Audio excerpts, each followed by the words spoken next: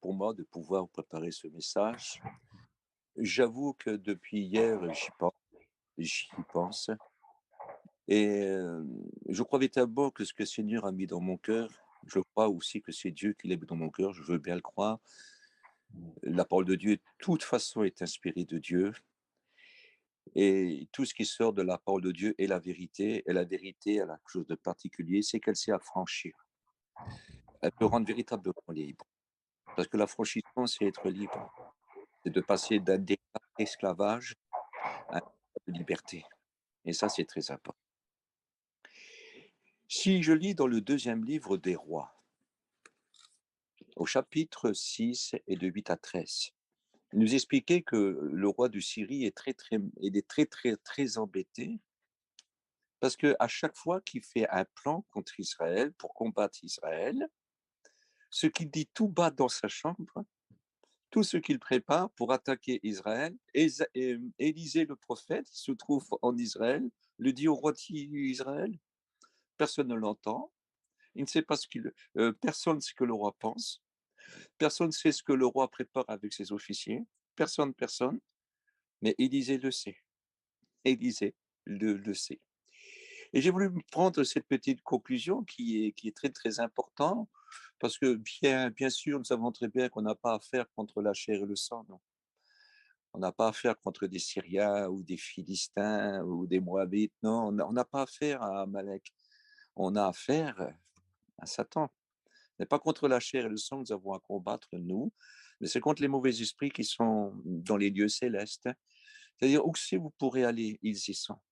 Même si vous serez dans un sous-marin, ils savent rentrer dans le sous-marin. Si vous allez dans les étoiles, ils savent y aller aussi. Donc, il n'y a pas un endroit où je peux dire véritablement où les démons n'y sont pas et qui ne voient pas. Satan ne rôde pas autour de nous comme un lion cherchant qui se laissera dévorer. Donc, il n'y a pas un seul endroit, un seul endroit. Et partout, il fait la guerre. Mais j'ai marqué ça, c'est simple, il n'y a aucun plan satanique érigé contre l'Église que Dieu, contre l'Église de Dieu en Jésus-Christ, qui appartient à Dieu, à Jésus et au Saint-Esprit, que eux ne le savent pas. Dieu le sait, Jésus le sait, et le Saint-Esprit aussi le sait. Et il n'y a pas un seul endroit, écoutez, il n'y a pas un seul plan que Satan pourrait mettre formulé contre nous que Dieu ne le sait pas. Je vais vous dire encore plus grand, parce que Dieu sait tout avant que les choses arrivent. Il le sait même avant que Satan le pense. Il le sait. Car Dieu ne traverse pas les temps, il est dans tous les temps. Il sait tout. Il connaît tous les manœuvres de son ennemi. Il connaît tous les plans de son ennemi. Car n'oubliez pas, hein, Satan nous traite en ennemis, premièrement parce que Dieu nous aime, et deuxièmement parce que Dieu est notre Dieu. Écoutez, Satan n'aime pas la terre parce que Dieu aime la terre entière et voudrait sauver tous les hommes. Mais Satan n'aime pas non plus l'Église parce que l'Église appartient à Dieu et que c'est par le moyen de l'Église que Dieu se fait connaître au monde perdu. Alors, il n'aime ni les chrétiens, il n'aime ni les hommes qui ne sont pas chrétiens. Il n'aime pas les sauvés et il n'aime pas non plus les perdus. Il n'aime pas Dieu et il est notre ennemi parce que Dieu nous aime et parce qu'il aime toute la terre. Et je voudrais vous faire comprendre une chose qui est très, très importante, c'est que si je lis, par exemple, dans 1 Roi, chapitre 20, 22 à 23, c'est encore les Syriens. Et puis, ils ont eu une guerre contre Israël, et puis ils ont été combattre Israël dans la montagne. Oui, mais dans la montagne, ils ont perdu. Ah, je dis, c'est pas possible. Donc, Dieu, c'est un Dieu de montagne. Oui, mais il n'est pas seulement un Dieu de montagne, on va en parler un petit peu. Bien sûr, il est dans les montagnes, la terre lui appartient, bien sûr. C'est un Dieu de montagne, c'est un Dieu de la plaine, c'est un Dieu de la mer, mais c'est aussi le Dieu du désert. Il n'y a pas un endroit où Dieu n'est pas. Et il n'a pas un seul endroit sur la terre où Dieu ne peut pas protéger ses enfants. Il ne veut pas nous protéger. Et il n'y a pas un endroit sur la terre où Dieu ne voudrait pas sauver des perdus, ne voudrait pas pardonner des pécheurs et leur venir en aide.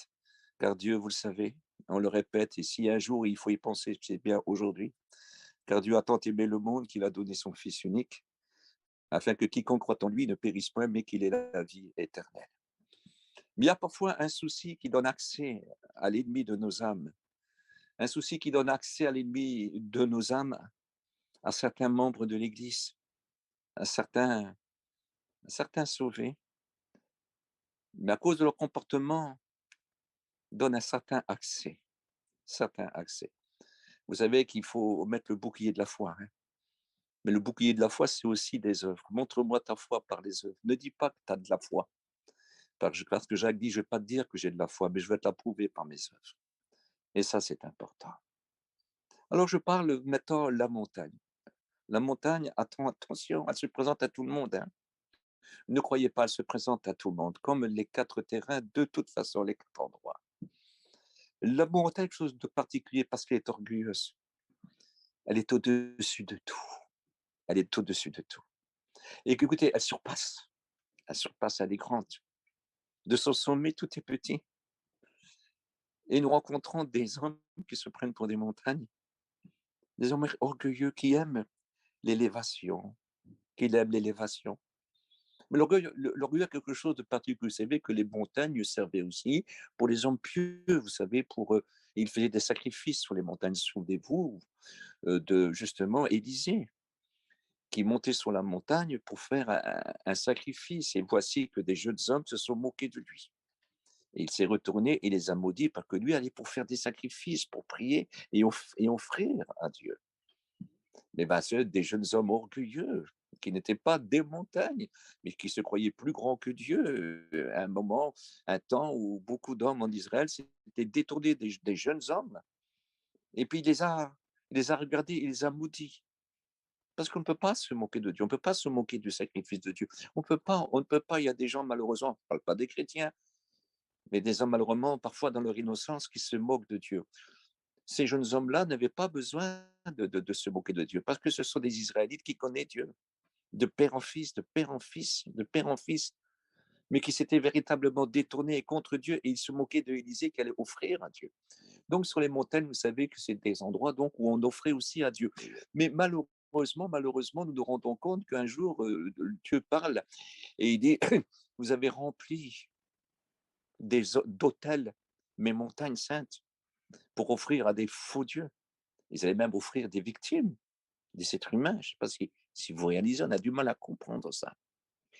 Et voilà, il y a des sacrifices. Quand on est orgueilleux, on ne fait pas un sacrifice pour Dieu. Tous les sacrifices, c'est dans notre intérêt. Est-ce que vous comprenez? Car l'orgueil est contre Dieu. L'orgueil est contre Dieu. Alors nous voulons offrir un sacrifice, un beau sacrifice. C'est-à-dire, offrez donc vos corps en sacrifice, mais comme un sacrifice vivant sur l'autel de Dieu. Et nous, il y a une montagne, une sainte montagne que nous aimons, où on a le suprême modèle, le modèle de notre Sauveur, de Jésus-Christ, qui donne sa vie avec une humilité, avec un amour, parce qu'il meurt d'amour. Il meurt d'amour. Et il s'offre. Il n'y a aucun orgueil en lui. Alors qu'il est bafoué, alors qu'il est blessé à mort, alors qu'on l'a recouvert de crachats son visage, alors qu'on l'a défiguré, qu'on a enlevé ses vêtements. Écoutez, alors qu'il est bafoué d'une façon terrible, horrible, horrible, horrible, horrible. Il prie pour eux, il est humble, aucun orgueil. Au contraire, il prie, il dit, Père, pardonne-leur. Ils ne savent pas ce qu'ils font, ils ne savent pas, ils ne savent pas, ils ne savent pas. Alors, vous savez, la montagne est quelque chose d'incroyable parce qu'on peut des fois vouloir s'élever, s'offrir à soi, faire des offrandes pour être vu, des offrandes pour vous, pour être regardé, parce qu'on rencontre parfois des chrétiens qui sont orgueilleux. Souvenez-vous Anania et Saphira.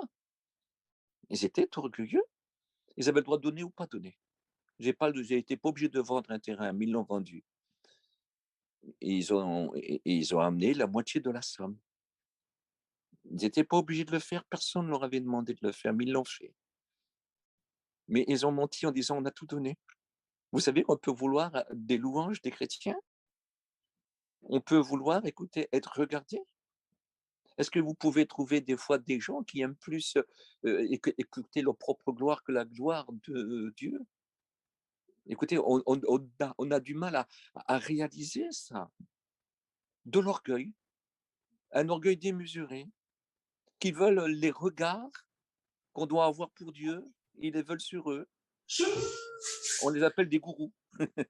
On les appelle des gourous. Il y a des pères, il y a des mères comme ça dans leur foyer. On a rencontré malheureusement des hommes de Dieu dans la Bible elle-même, des prophètes qui étaient des faux prophètes. Donc ça a toujours existé, ça a toujours existé. Ce n'est pas nouveau. Soit qu'on est avec Dieu et on est pour Dieu, soit qu'on n'est pas avec Dieu et on est contre Dieu. Il dit celui qui n'assemble pas, ben, il disperse.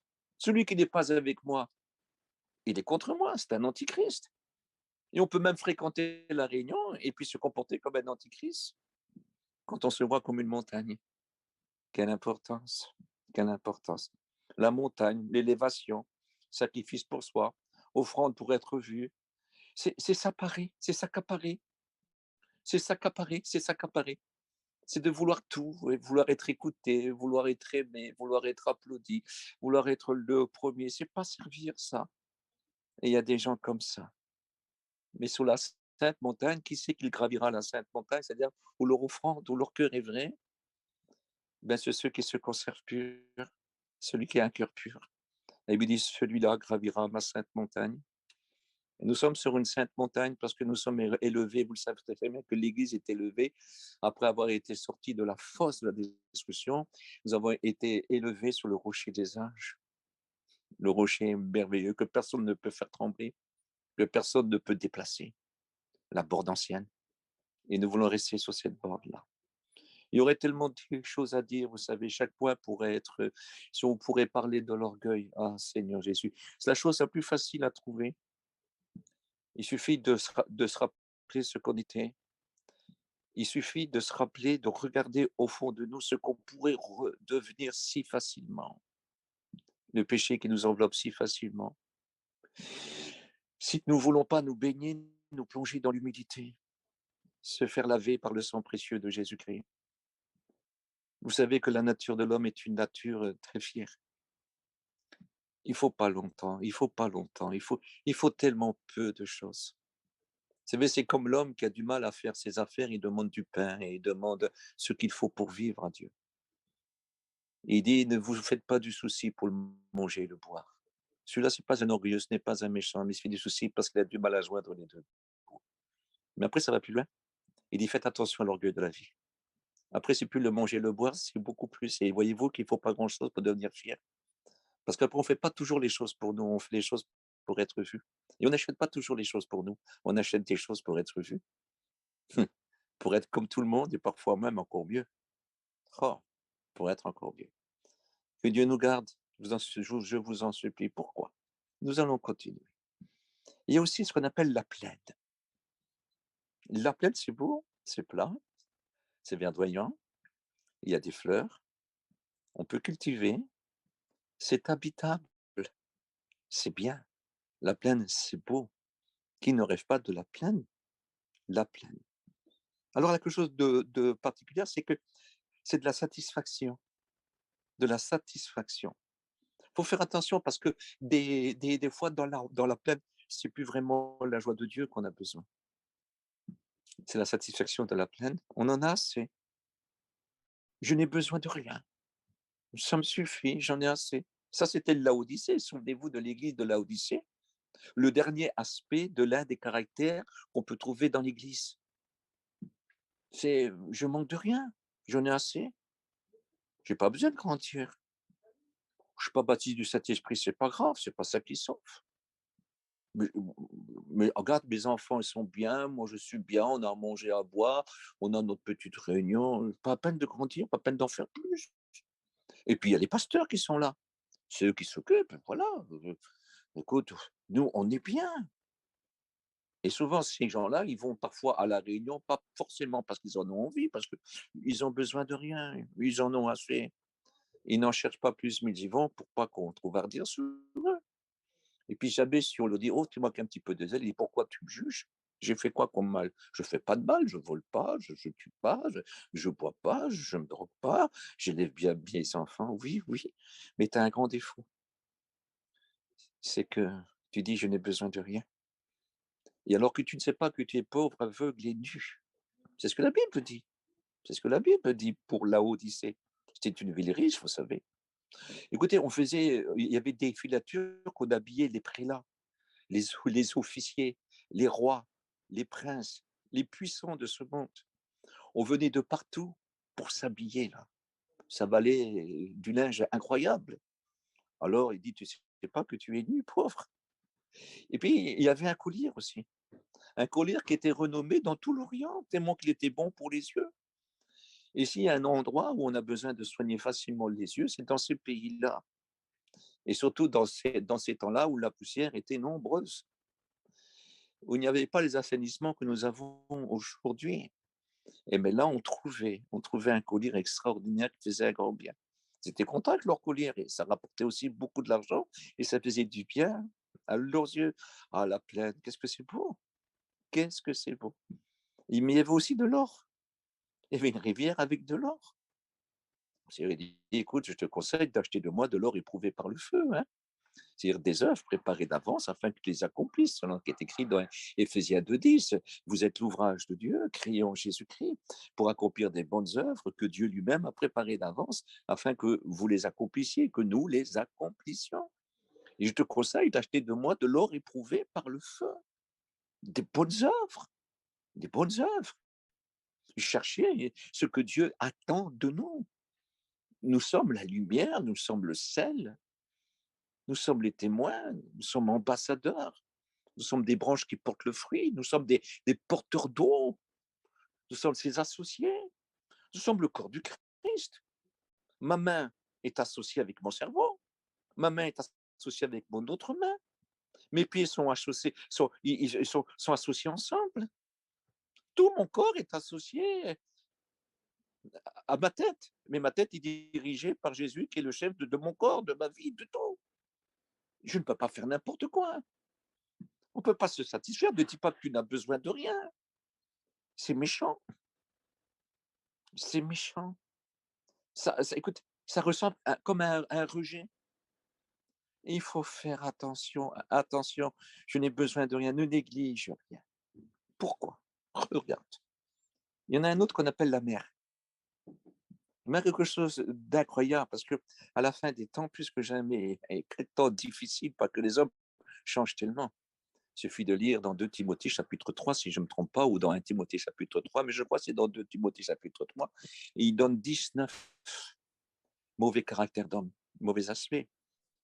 Et il dit, et Dieu, et puis Paul dit à Timothée, il dit, sache au Timothée qu'à la fin, il y aura des temps difficiles car les hommes seront comme ça, comme ça, comme ça, comme ça, comme ça, comme ça, comme ça, comme ça, comme ça.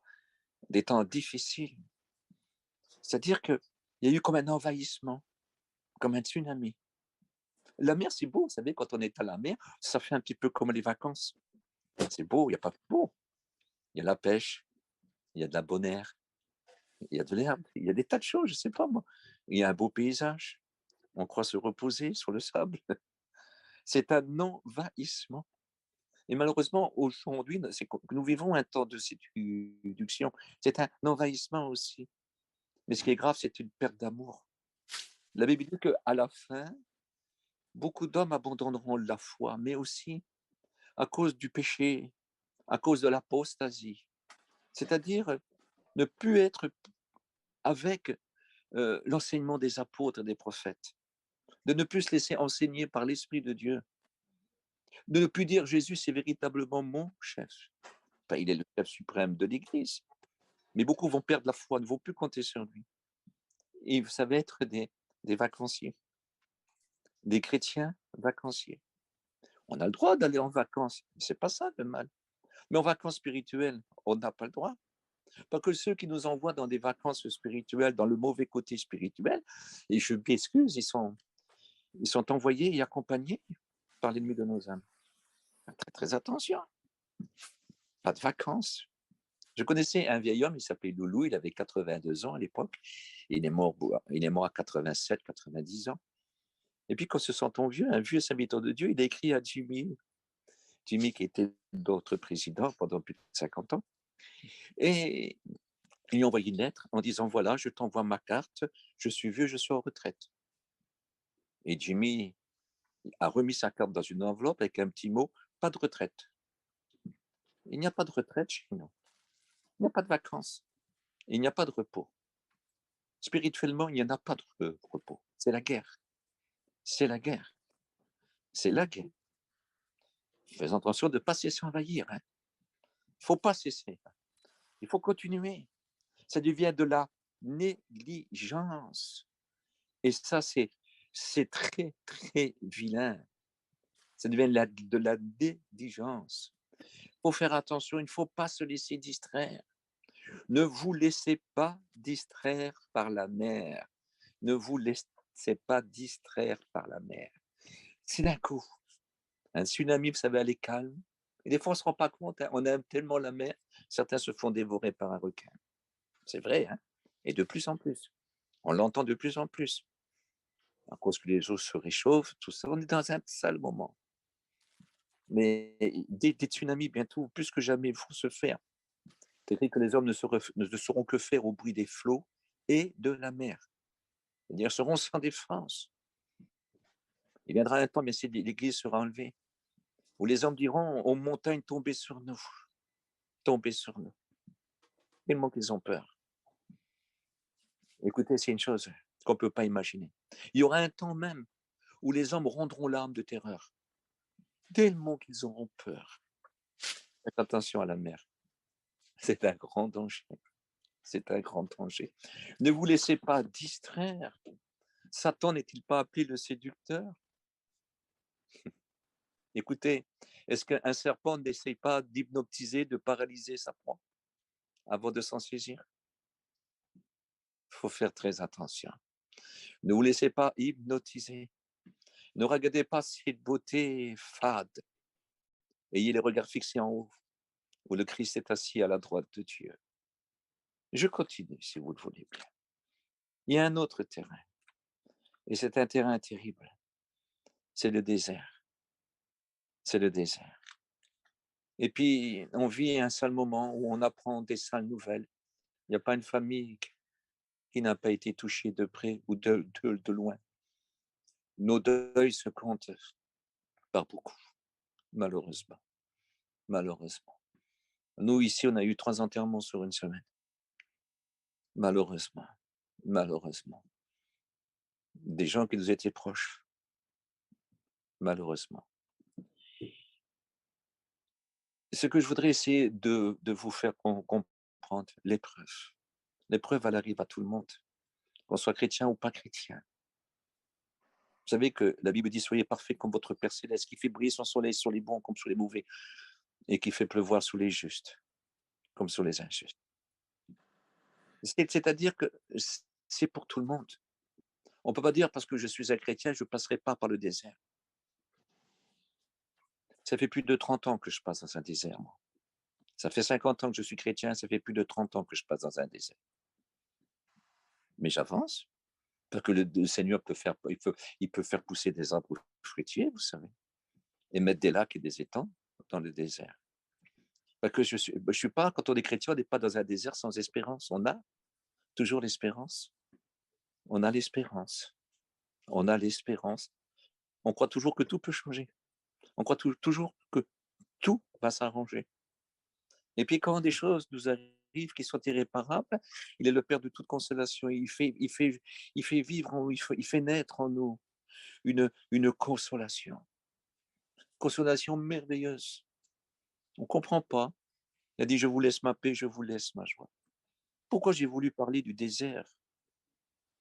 Pourquoi? Souvent, ceux qui fuient au désert, c'est pour demander la mort.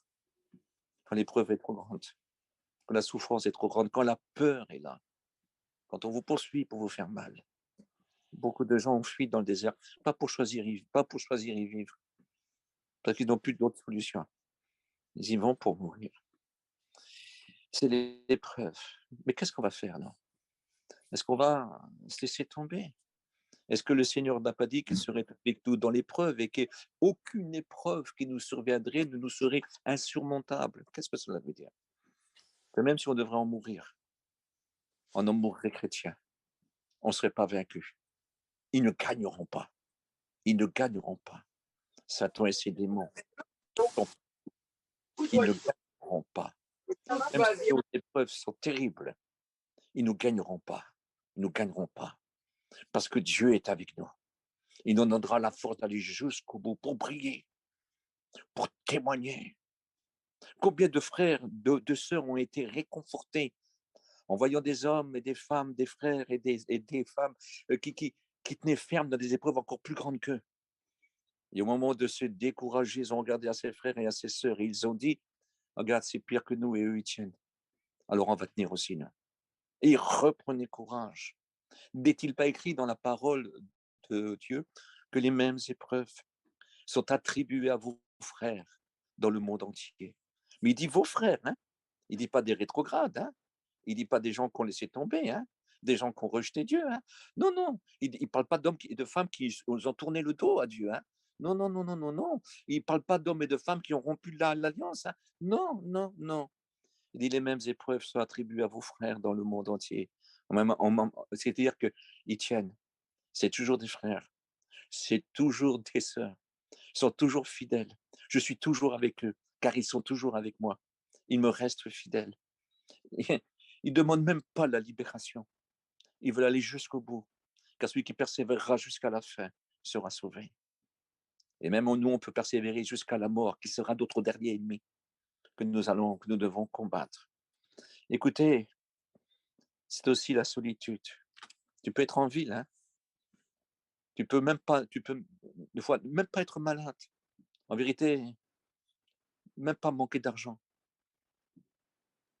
Mais la solitude, oublié, abandonné, rejeté, on te regarde plus. On passe devant toi, on fait comme si on t'a pas vu. Et quand on peut pas faire autrement, ah, t'es là, toi. Mais en réalité, si on aurait pu faire un détour, il y a des gens qui connaissent cette solitude-là. Parce que souvent, ceux qui ont de la solitude sont parfois aussi opprimés. Je vais vous dire une chose. Quand quelqu'un passe par des épreuves terribles, il y a quelque chose qui est particulier aussi, qui a toujours touché mon cœur. Au début, on essaye de le consoler, on essaye de lui donner, je ne sais pas, des réponses, mais quand on voit qu'on n'arrive pas à lui donner des réponses, quand on voit qu'il ne s'en sort pas, il y a certains qui disent, ah, c'est pas normal, il a dû faire quelque chose de mal. Il y a quelque chose qui ne va pas dans sa vie. C'est pas normal que ça ne marche pas, que ça ne marche jamais. Ben, malheureusement, il y a des gens comme ça qui ont vécu au désert de leur naissance jusqu'à leur mort et qui ont marché avec Dieu. Alors c'est la solitude, c'est opprimé et c'est rejeté. Ils sont fatigants, ils n'ont pas de gloire, ils n'ont rien à donner, ils n'ont rien à apporter. Alors on dit bonjour parce qu'il faut dire bonjour, mais vous le savez très bien, les amis du pauvre le délaissent, les amis du riche sont nombreux. C'est ce que la Bible dit. Alors qu'importe. Il y a aussi le désert qui est une épreuve, un combat pour un temps, un combat. C'est une formation, un combat pour grandir, un combat aussi pour nous reprendre, pour qu'on soit plus sage, plus intelligent, pour qu'on, vous savez, des fois on est bête. J'ai 72 ans, excusez-moi de parler de cette façon-là. Mais parfois on est bête. Et bien moi j'ai mes anciens mots, j'ai les mots d'avant, j'ai pas fait d'études, j'ai mes anciens mots. Parfois on est bête, on est bête. Et puis, une vie c'est long et c'est pas long. Mais une vie propose tellement de choses. Parfois on est bête. Et quand on passe dans une épreuve, on se dit mais qu'est-ce que j'ai perdu mon temps? Qu'est-ce que j'ai été bête? On devient intelligent, on devient sage. On dit mais regarde, on voit qu'on a gâché des choses. Et ça arrive qu'on a gâché des choses. Moi, je le dis, j'ai gâché des choses. Au bout de 50 ans, j'ai gâché des choses. C'est pas simple.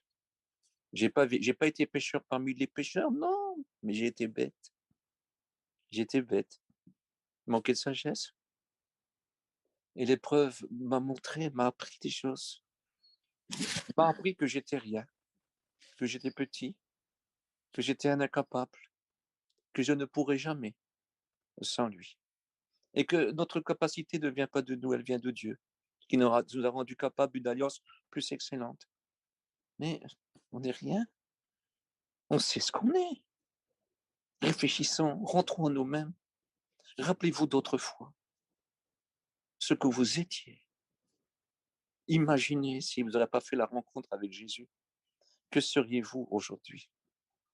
Et combien de choses auriez-vous pas fait? Peut-être même certains d'entre vous ne vivraient plus.